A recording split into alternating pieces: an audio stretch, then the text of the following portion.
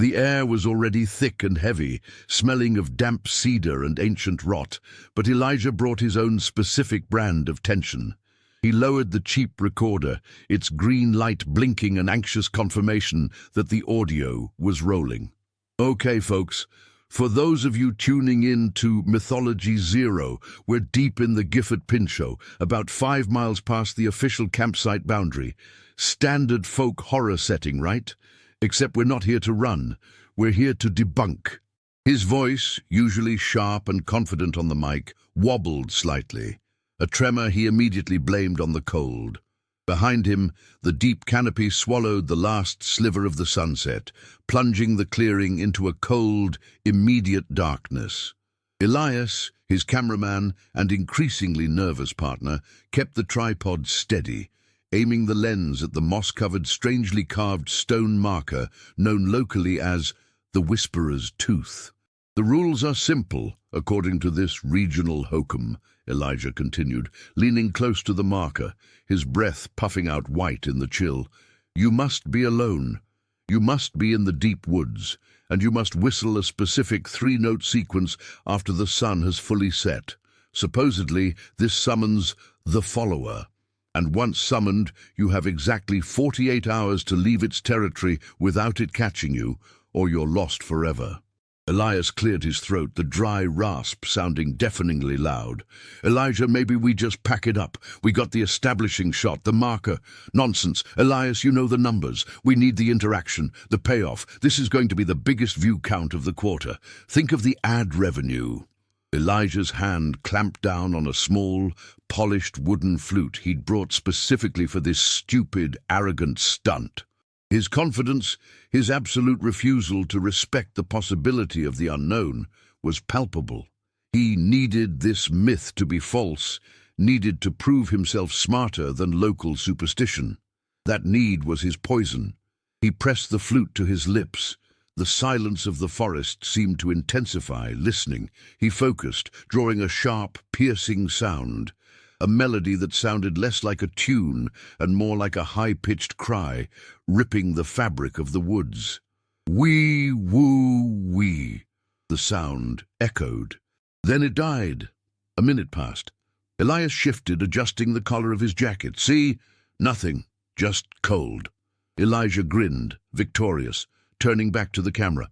And there you have it, folks. A sound. Not an echo, but something new. A dry, rustling noise, like autumn leaves dragged over frozen soil, coming from the dense, oppressive wall of pines 30 yards to their right. Elias froze, his body rigid against the tripod. What was that? Elijah scoffed, though his skin prickled instantly. Wind, or maybe a deer. Calm down, it's just the woods. He lowered the flute. He took 2 steps back. The rustling stopped, and then a perfect, agonizingly exact replica of the 3-note whistle came back to them from the darkness. It was hollow, breathy, and close. Too close. It sounded like the woods themselves were inhaling and exhaling the tune. The cold was replaced by a sudden hot flush of animal panic. "Pack it up, Elias, now!" Elijah hissed, dropping the flute and scrambling for the tent. The deadline had been fixed. The clock had started. 48 hours. 2. The common world and the floor. Elias moved with frantic, jerky motions, trying to dismantle the bulky camera rig. Elijah, however, was already tearing down the tent, his mind racing not with fear, but with calculation. He didn't check on Elias. He checked the screen of the recorder, making sure the whistle and its chilling echo were properly captured. "Did you get that audio, Elias? Did you?" Elijah demanded, his voice tight with excitement that warred with the residual terror. Elias straightened, breathing heavily. "I don't care about the audio, Elijah. We just woke up something that whistles back. We need to move. The car is a 2-hour hike, remember?" "Exactly," Elijah snapped, shoving the memory card deep into a waterproof pouch. 2 hours. We have 48 hours total. We use this time. We use this footage. Elijah's fatal flaw, his corrosive greed and ego, manifested instantly. The fear was a brief, sharp shock, quickly superseded by the thrill of the potential views. This wasn't just a debunking anymore. This was exclusive, terrifying content. The more dangerous the situation, the higher the click-through rate. Who amongst us hasn't put the potential for profit above common sense? He checked his watch. 8:17 p.m. The forest was an absolute black pit, illuminated only by their headlamps, which carved out small, fragile cones of light in the overwhelming darkness. As they began their hasty retreat down the rough, winding path, the silence returned, heavier this time, like a wool blanket soaked in stagnant water. "It's not following," Elias whispered, relief heavy in his tone. Elijah shook his head, speeding up his pace. "It's waiting. That's the nature of the challenge, Elias. It lets you run until you think you're safe. We're still in its territory. We need to cover ground, fast." He kept glancing over his shoulder, not for the pursuing entity, but for the perfect B-roll moment, the possibility of catching a glimpse of the rustling darkness. He was directing the unfolding horror in his head, narrating the panic for an audience that hadn't seen it yet. They hiked for 20 minutes, the adrenaline pushing them forward until their muscles burned. Then Elijah heard it again, a noise that was not a whistle, but a soft, rhythmic thump, thump, thump. It was coming from directly behind them, perfectly synchronized with their own hurried footsteps. When they sped up, it sped up. When they slowed, it matched the cadence precisely. It was too regular, too intentional to be an animal. It sounded like something large, heavy, and very patient was mocking their desperate escape, adhering strictly to the beat of their fear. Elias stopped dead, his breathing catching in his throat. "Elijah, don't you hear that?" Elijah heard it, and for the first time since the whistle game, the greed faded, replaced by cold dread. 3. First practical obstacle. Elijah grabbed Elias's arm, his grip hard enough to bruise. "Keep moving, don't look back, don't acknowledge it." The thump, thump, thump continued, a metronome counting down their allotted time. It felt less like a creature following them, and more like a massive, invisible weight pressing on the back of their necks. They stumbled through the undergrowth, the scent of crushed pine needles and damp earth filling their nostrils. Every shadow cast by their headlamps seemed to writhe and stretch. They reached the narrow, rickety log bridge that spanned the shallow, fast-moving creek, a necessary shortcut on the way to the car. This was the first major obstacle, and in their panicked haste, they hadn't accounted for the heavy evening fog that now rolled off the creek bed. The log bridge, slick with condensation and green mold, disappeared into a blinding white shroud 10 feet in front of them. The air immediately grew colder, biting at their exposed skin. "We have to cross it," Elias muttered, wiping moisture from his face. "We can't see the other side, Elias. If we slip, we break an ankle, and then we're 48-hour bait," Elijah argued, already scanning the creek bank for an alternative. He was trying to be the rational leader, but his voice cracked, betraying his deep-seated anxiety about the situation he had engineered. He pulled out his phone, the screen offering a feeble, flickering map. The GPS marker showed them agonizingly close to the bridge. Just as he located a potential shallow crossing point 50 yards upstream, the phone died. Not faded battery, just instant, total failure. "The batteries are shot," he lied to Elias, pocketing the phone. Rule 1 of survival footage. Don't show the equipment failing, show the struggle. As they stood arguing over the best route, the rhythmic thudding behind them stopped. The silence that followed was worse than the noise. It was the sound of something stopping, realizing their pause, and calculating its next move. Then they heard the whistle again. It wasn't behind them this time. It came from across the foggy creek, close to where the bridge ended. Wee, woo, wee. It was muffled by the fog, giving it a wet, ethereal quality. The thing was already ahead of them, blocking the path to the car. "It moves too fast," Elias whispered, terror choking his breath. "How did it get over there?" Elijah realized with chilling certainty the rules of movement did not apply to the follower. It simply was where it needed to be. The 48-hour clock wasn't a time limit for its pursuit. It was a deadline for their escape from its territory. They were boxed in. They had to cross the water, either by the perilous bridge or the unknown shallow crossing.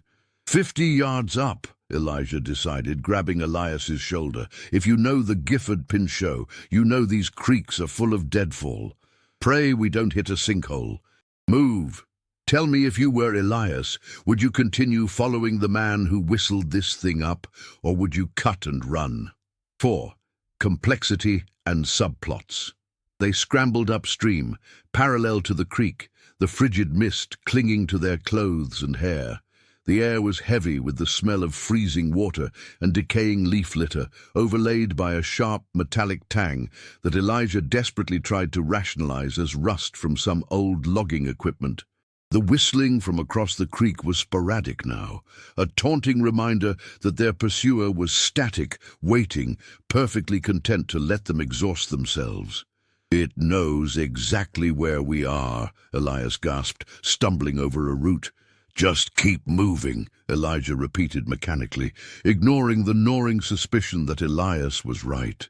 The trees here were ancient, monstrous pines that towered into the unseen sky, their lower trunks covered in thick, dark moss that felt slimy and cold to the touch. The path was disintegrating, swallowed by decades of forest reclamation. They were now truly off-trail. They finally reached a wider, shallower stretch of the creek. Deadfall logs crisscrossed the water, making a natural, albeit unstable, path. The water rushed over the stones, making a constant, monotonous roar that threatened to drown out any other sounds. Elijah went first, carefully stepping onto a slick, submerged log. The freezing water immediately soaked his boots. He focused intensely on his footing, the physical challenge momentarily overriding the supernatural terror. Elias, laden with the heavy backpack containing the expensive camera gear, hesitated at the bank. "Elijah, I can't. This bag, it'll throw my balance." "Leave the bag then. We need to get out," Elijah hissed. Elias clutched the strap tighter. "No, this is evidence. This is our livelihood." Elijah recognized the same poisonous greed in Elias, just a different symptom. Elias was terrified, but he wouldn't abandon the valuable tools of their trade. This tension, the conflict between survival and profit, defined their partnership. Elijah pushed forward, knowing that they would both regret this shared material obsession. As Elijah reached the center of the creek, balanced precariously on a wobbling log, he paused. He hadn't heard the whistle or the heavy thudding, only the relentless water. But then he smelled something. Not pine, not water, but something acrid, almost sulphurous, like scorched rubber and wet animal fur. It was directly above him. He risked a look up. The fog above the creek was thicker than before, illuminated faintly by the distant, diffuse moonlight. And hanging directly over the span of the crossing, attached to the low branches of the canopy, were small, roughly woven bundles of dry brown fibers. They looked like grotesque birds' nests or dried clumps of hair. And in the faint, diffused light, one of the bundles shifted. Not from wind. It squirmed. Elijah didn't hesitate.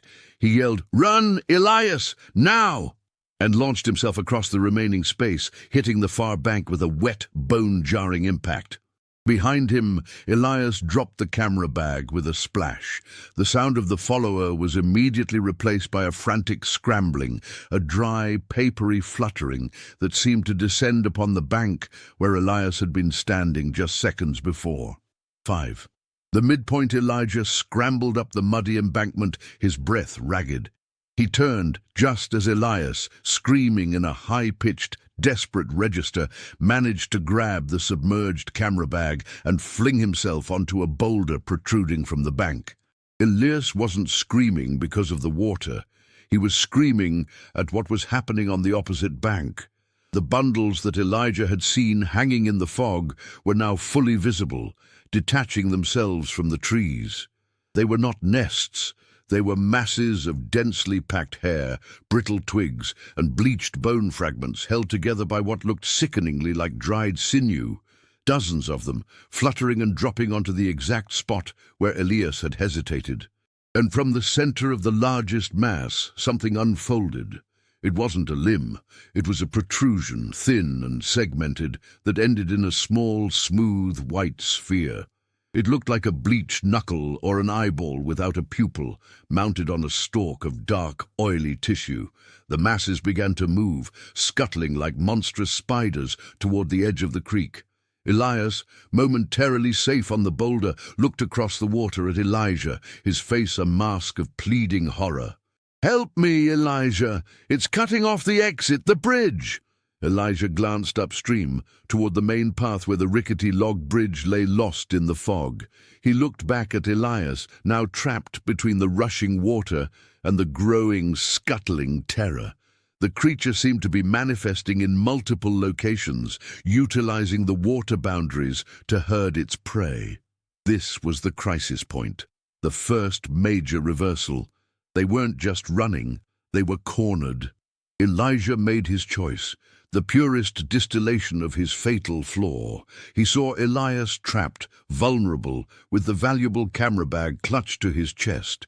He saw the opportunity for the most visceral footage imaginable, the kind that would instantly crash their server with traffic. But more fundamentally, he realized he could move faster, unencumbered by Elias's terror and the heavy gear. His own survival depended on speed, and Elias was now dead weight. "I have to get to the car. I'll call search and rescue from there."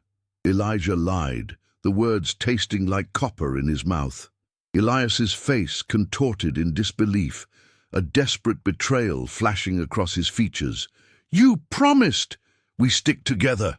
Elijah didn't look back. He sprinted away from the creek, plunging into the thick forest, the sound of the rushing water and Elias's anguished shouts quickly fading behind him. He wasn't just saving himself.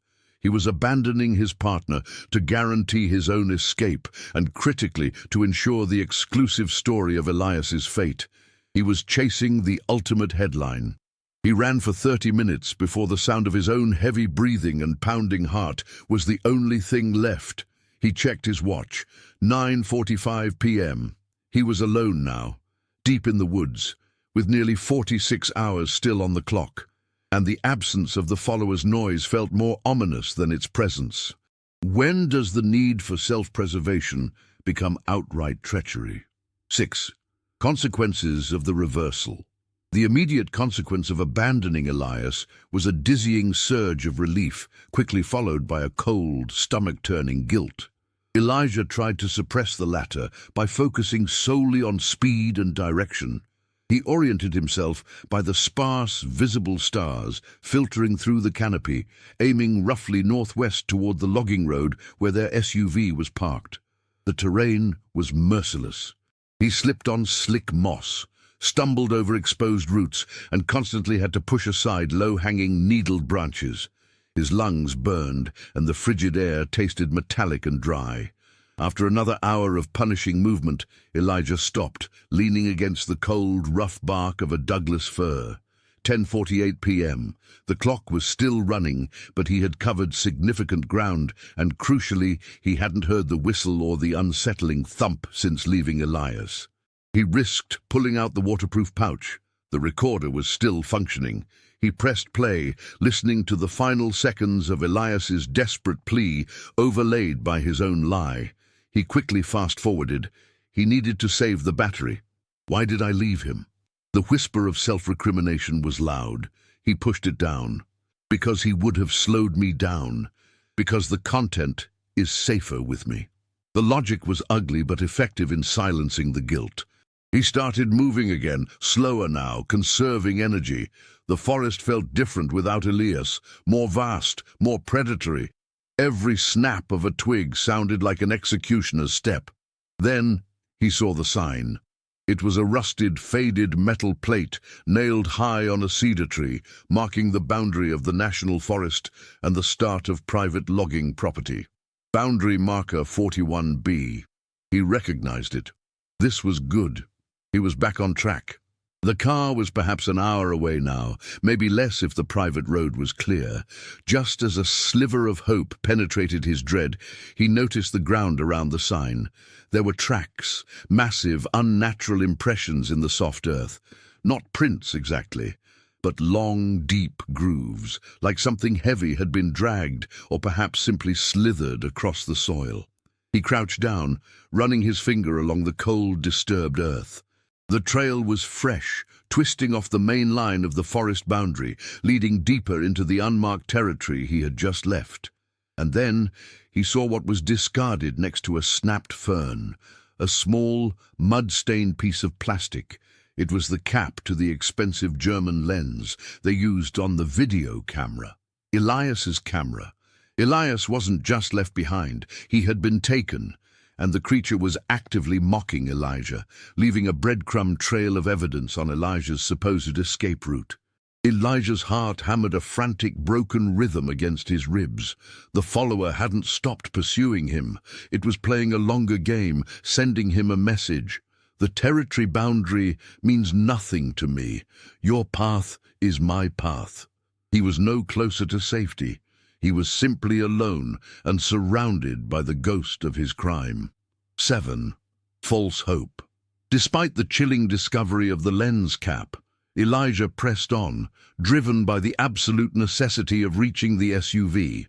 The realization that the creature was deliberately leaving markers fueled a new kind of focused panic. He was not just running from a threat, he was running through a maze set by an intelligent, malicious entity. He finally reached the logging road around 1 a.m., 23 hours remaining. The road was gravel, wide, and thankfully free of fog. The cold still bit fiercely, but the open sky offered a sense of relief from the suffocating canopy. He was moving faster now, his pace a staggering, painful trot. The SUV, a mud-splattered black Toyota, finally appeared around a curve in the road, sitting exactly where they had left it. It was intact, solid, a metallic beacon of civilization. Elijah sprinted the last 100 yards, his legs cramping with exhaustion. He fumbled with the key fob, his hand shaking so violently he dropped the keys into the gravel. He snatched them up, his heart pounding a rhythm of pure, unadulterated triumph. He unlocked the driver's door, pulled it open, and practically collapsed into the seat. The interior smelled stale and faintly of fast food wrappers, a comforting smell of the normal life he had so foolishly risked. He slammed the door shut, locking it instantly. The sound felt conclusive, final. He was separated from the wilderness, enclosed in steel and glass. Safe. He inserted the key into the ignition, the movement smooth and familiar. He took a deep, shuddering breath, a genuine, relieved smile finally touching his lips. He pressed the ignition.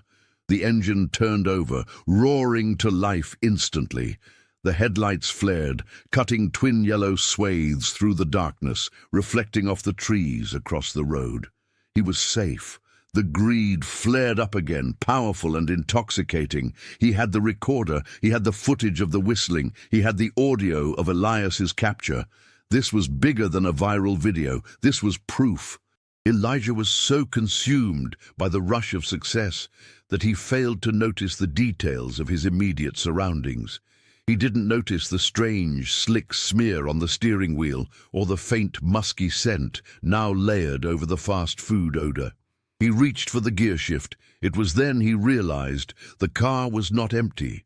A dry, rustling sound emanated from the cargo area behind the back seats. It was the same noise he had heard at the creek, papery and desiccated, accompanied by the clatter of small, hard fragments hitting the floor mats. Elijah froze, his hands gripping the wheel. He couldn't turn his head. He could only see the reflection in the rearview mirror. In the faint light of the dashboard, something was moving back there. A shape, low and wide, covered in the same mass of dark fibers and brittle debris he had seen suspended over the creek. It was nestled amongst their spare blankets and duffel bags. And then the horrible wet sound of human speech, thick and distorted, came from the cargo space. "Elijah, you forgot my footage." It was Elias's voice, or a ghastly parody of it. And in the mirror, Elijah saw the creature unfold slightly, revealing the white, pupil-less spheres of its many eyes tracking his reflection.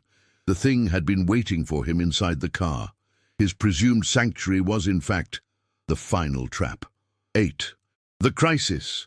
The thing in the back of the SUV was large and growing, unfurling from the shadows. The synthetic voice, a tortured mimicry of Elias, repeated the words, "My footage." Elijah didn't scream. His fear bypassed sound and went straight to action. He wrenched the key, killing the engine, and threw open the driver's door. His move was purely instinctual, a desperate lunge for the exterior safety of the logging road. He managed to roll out onto the gravel just as the creature moved. It didn't leap. It seemed to flow over the back seat, an outpouring of dark, fibrous material interspersed with hard, white knuckles and shiny fragments of bone. It hit the headrest with a sickening thwack. Elijah scrambled backward on the sharp gravel, shards digging into his palms. The open car door was still a barrier, but the creature was already pushing against it, a heavy, shapeless mass attempting to squeeze through the narrow gap. In the brief moment of light provided by the dome lamp, Elijah saw something else, a length of cable, still attached to a piece of Elias's gear, being extruded from the main mass of the thing. It looked like a feeding tube, or perhaps a means of control. He got to his feet and slammed the door, tearing the cable in the process. He didn't wait to see if the lock would hold. He took off running down the logging road, away from the car, away from the woods, away from any form of shelter. He was utterly stripped bare. No car, no phone, no water, no map.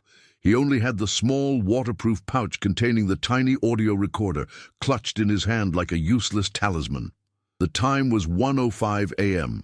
He ran until his chest felt like it would split. He risked a look back. The SUV's headlights were still on, slicing the darkness. The car looked perfectly normal, perfectly abandoned. But Elijah knew. He slowed to a desperate walk, turning off the logging road and back into the forest, seeking the concealment of the trees once more. The road was a trap. The forest, however terrible, was camouflage. He stumbled through the woods for what felt like hours, his mind cycling between sheer, paralyzing terror and a bizarre, hyper-focused obsession with his recorder. He had to keep moving. But where? The nearest town was 70 miles away. He stopped suddenly, his breath catching. He heard the sound again. Not the whistle, not the thudding, not Elias's voice. It was the steady, gentle click, click, click of the audio recorder in his hand. He looked down. The battery light was blinking, weak but insistent. The recorder was still on, still recording his frantic breathing and the sounds of the night. He turned it off, terrified that the noise was giving away his location. Then he felt it, a sudden, sharp, unbearable pain in the sole of his left foot. He cried out, stumbling into a cluster of thick ferns. He looked down at his boot. A large, rusty nail, driven clean through the leather and into his foot, had been positioned perfectly upright under the leaves. It was too precise, too cruel to be random debris. It was placed there intentionally. He fell to his knees, his leg throbbing with white-hot agony. Blood immediately soaked the ground. He was wounded, immobilizing himself in the heart of the territory. The 48-hour clock, now at roughly 42 hours remaining, suddenly felt very, very short. 9. The dark night of the soul. Elijah lay slumped against the damp earth, clutching his foot, trying to gasp past the searing pain. The nail was embedded too deeply to pull out without risking serious damage. He needed medical attention immediately. But medical attention was miles and hours away. He was bleeding heavily. He tore a strip of fabric from his jacket sleeve and wrapped it tightly around his boot, pressing down to staunch the flow. The forest was silent again. The silence was not peaceful. It was judgmental. With the exhaustion, the pain, and the absolute collapse of his escape plan, Elijah's defenses finally crumbled. He stopped focusing on the content and started focusing on the cost. He thought of Elias, trapped, terrified, his voice used as a grotesque lure. Elias, who had trusted Elijah's ambition, only to be abandoned the moment he became an obstacle. Elijah had gambled Elias's life for ad revenue, and now he was paying the withdrawal fee. He pulled out the recorder. The small, cold metal felt heavy in his hand. He wasn't thinking about views anymore. He was thinking about survival, and a desperate, agonizing truth struck him. The creature was hunting him because he whistled. It was tormenting him because of the game. But it had cornered him, with Elias's equipment and Elias's voice. It seemed to understand the connection between them, the shared flaw of material obsession. The creature hadn't just taken Elias. It had absorbed him and his purpose, turning the pursuit into a commentary on their betrayal of humanity for profit. Elijah stared into the impenetrable darkness of the woods. If I die here, is it justice for leaving Elias, or is it merely the consequence of my arrogance? He knew the answer. It was both. He was down to one functional leg, and he couldn't afford to rest. He had perhaps 36 hours of the initial 48 left, but his new condition had reduced his effective time to a fraction of that. He was entering the territory of exhaustion, blood loss, and hypothermia. He needed to get out of the woods, but walking was now impossible. He had to crawl or find some primitive means of propulsion. As he lay there, agonizing over his failure, he heard a new sound, very far off, carried on the damp air. It was the faint, cyclical whoop, whoop, whoop of a large animal, an owl perhaps, or some other nocturnal predator. But it was followed by the low, hollow sound of a single breathy note. Ooh. It wasn't a summoning whistle. It was a reply. The creature was close enough to hear the natural sounds of the woods and integrate them into its terrifying presence. Elijah looked at his recording device. It was silent, but he knew what he had to do. He couldn't outrun it. He had to face it, not with a camera, but with a strategy of absolute desperation. He had to turn his own obsession against the follower. 10. The climax. The pain in Elijah's foot was a constant blinding white fire. He couldn't walk, so he improvised a painful lurching hobble using a thick broken cedar branch as a crude crutch. He was no longer trying to reach the road. He was simply moving perpendicular to the direction the whistle had come from, forcing the creature to track a zigzagging target. The sun had long since risen, but the density of the canopy kept the forest floor perpetually shadowed, a chilly, green twilight world. He calculated the time based on the weakness of the light. It was late morning, perhaps 10 a.m. He had approximately 22 hours remaining on the clock. He hadn't eaten or slept. His breath came in ragged gasps, but the adrenaline had sharpened his focus. He finally understood the game. The follower wanted psychological torment. It wanted him to know exactly why he was being hunted, for his ego, his greed, and his abandonment of his friend. He stopped at a steep, moss-covered ridge that overlooked a deep ravine, dense with thickets and thorny brush. This was his chosen battlefield. He took the small audio recorder and switched it back on. He looked at the device, not as a tool for content, but as a weapon. This is Elijah. Roughly 10:15 a.m., Saturday. He rasped into the mic, his voice thin and raw. I'm wounded, trapped. The entity is still within range. It uses mimicry and sound to locate its targets. It uses their greed. He played back the recording of the initial encounter. Wee-hoo-wee. Then he played back Elias's final, desperate cry. Help me, Elijah. It's cutting off the exit. He repeated the sequence, creating a loop. The artificial digitized sounds echoed oddly in the vast stillness of the woods. He placed the recorder carefully on a flat rock, pressing record once more, and backed away, dragging his injured leg. He hobbled 15 yards downhill, then hid himself deep behind the roots of a massive, gnarled cedar. He wrapped his coat tightly around himself, trying to vanish into the forest floor. The sounds from the rock began to play in a repetitive cycle, the taunting whistle followed by the cry of betrayal. He waited. Minutes stretched into an eternity defined by the loop of sound and the throbbing in his foot. Then the woods replied. It started with the sound of dry, rustling movement, closer and faster than before. The follower was annoyed, or perhaps confused by the stationary, repeating audio loop. The mass of fibrous matter emerged over the ridge, exactly where the sound was coming from. It flowed over the rock like a viscous, dark fluid, covering the recorder instantly, and then the creature began to engage with the sound. A deep, reverberating thump met the high-pitched whistle. A terrifying, wet gurgle, which Elijah recognized as a poor attempt at mimicking human laughter, answered Elias's scream. But the creature didn't stop at the recorder. It was searching, expanding, sending out tendrils of dark, matted material into the air, feeling the space. Elijah clamped his hand over his mouth, suppressing a violent cough. He watched as the main body of the follower began to flow down the slope toward him, a dark, pulsing wave of malice. It moved with unnatural speed, driven by the audio loop that had momentarily revealed its location. He knew he had only seconds before it reached his hiding spot. This was the moment of his death, or the moment of his desperate, final strategy. 11. The final revelation. The follower was 20 feet away, a grotesque, tumbling entity of moss, hair, and bone, tracking the sound and scent of blood. The mass was large enough now that Elijah could clearly see the white-stalked eye spheres darting frantically in their sockets, scanning the ground. The sound of the loop was muffled, absorbed into the mass. The creature was hunting based on an ancient, sensory logic, and Elijah knew sound was key. He had one last chance to weaponize his arrogance.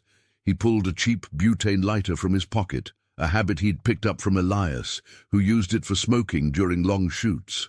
It felt useless against a supernatural entity, but Elijah was aiming for the environment. He tossed the lighter into the brush directly behind the follower, then immediately threw his crude cedar crutch, aiming for the dry, fibrous material of the creature itself. The crutch hit with a dull thwack. The follower, confused by the sudden sound and impact, hesitated, momentarily turning its massive, shapeless body back up the ridge. This was the opening. Elijah inhaled deeply, overriding the pain, and let out a single piercing sound. The first note of the summoning whistle, held long and agonizingly high. Whee! The sound was desperate, but it was real. It wasn't recorded. It was the raw sound of the challenge. The follower recoiled violently, its many eyes swiveling toward Elijah. It had detected the bait. And then the true challenge. It accelerated, flowing toward him down the slope. Elijah closed his eyes, accepting his fate, but focused intensely on one sensory detail, the smell of the follower. That metallic, acrid tang, like scorched rubber and wet fur. Just as the creature reached the final 5 feet, Elijah heard a faint, high-pitched click, followed by the sound of something igniting. The butane lighter he had thrown had finally settled into a patch of dry leaves near the dense, woody moss covering the hillside. A tiny flame sparked. The revelation was instantaneous and terrifying. The follower was composed entirely of organic matter, ancient, dry, and highly flammable forest debris, concentrated and animated by the supernatural focus of the game. The fire caught the dry brush and immediately leaped onto the creature's trailing edge. The follower did not scream or roar. It reacted with a terrible, silent spasm. The white eye spheres vanished into the mass, and the entity contracted violently, pulling away from the heat with impossible speed. The creature's movement was so powerful that it dislodged several large boulders, sending them tumbling into the ravine below. The mass writhed, the fibrous body beginning to smolder and smoke, the acrid smell intensified, now laced with the sickly sweet scent of burning hair and rot. Elijah watched, transfixed, as the follower retreated, not back to the rock but directly into the thick, thorny depths of the ravine, its outline shrinking, escaping the flames. But as it collapsed into the undergrowth, the second reversal occurred. From the burning, abandoned patch of earth where the follower had just been standing, something small and white was left behind, shimmering faintly in the heat haze. It was Elias's wedding ring, bleached white and perfectly clean. Elijah knew with bone-chilling clarity that the creature had shed the remnants of his friend to become lighter, faster, and permanently out of reach. The creature itself was never Elias, but it used his remnants, the voice, the footage, the ring, to enact its torment. The follower was a collector of discarded humanity. The smell of smoke and burning flesh filled the air. Elijah, coughing violently, realized he had won the immediate battle, but the game was far from over. 12. Bittersweet resolution. Elijah lay on the ground, the scent of smoke and burnt horror choking him. He reached out and snatched Elias's wedding ring, the metal cold and impossibly light in his hand. The initial frantic relief of driving the creature away quickly soured into a deep, permanent anguish. Elias was gone, truly and utterly consumed. He forced himself to move, crawling on hands and one knee, dragging his injured foot. He navigated around the smoldering patch of brush, the low fire quickly consuming itself in the damp forest air. He pushed on, following the line of the ridge, away from the ravine where the follower had retreated. He crawled for the next 10 hours, using the last of his adrenaline reserves, guided only by the low, sinking position of the sun. He wasn't aiming for a specific destination, just for the edge of the territory. He calculated the territory boundary to be roughly where he had found the logging sign the night before, but he pushed past that line, determined to put as much distance as possible between himself and the deep woods. He finally collapsed onto an abandoned, grassy embankment near a county road, just as the sun set, exactly 47 hours and 58 minutes after he had played the whistle. A young couple in a beat-up pickup truck found him minutes later, covered in mud, blood, and burn residue, clutching a dirty audio recorder and a bleached white wedding ring. Weeks later, Elijah was released from the hospital. He had lost 2 toes due to the infection from the nail and walked with a permanent, noticeable limp. His psychological scars were far worse. He never told the police or the doctors the truth, spinning a story about a bear attack and a friend who wandered off. Elias was declared missing. Elijah was now famous. He used the audio recording he had saved, the whistle, the thump, the chilling mimicry of Elias's voice and the sound of the burning material to create the most successful episode in the history of Mythology Zero. He edited the video from Elias's abandoned camera, which was later recovered near the creek, severely damaged but with a salvageable memory card, splicing it with his own frantic narration. The views poured in, the money followed. He had achieved the viral fame his arrogance craved, but he never watched the final video. Every night, he sat in his expensive soundproofed apartment, staring at Elias's ring.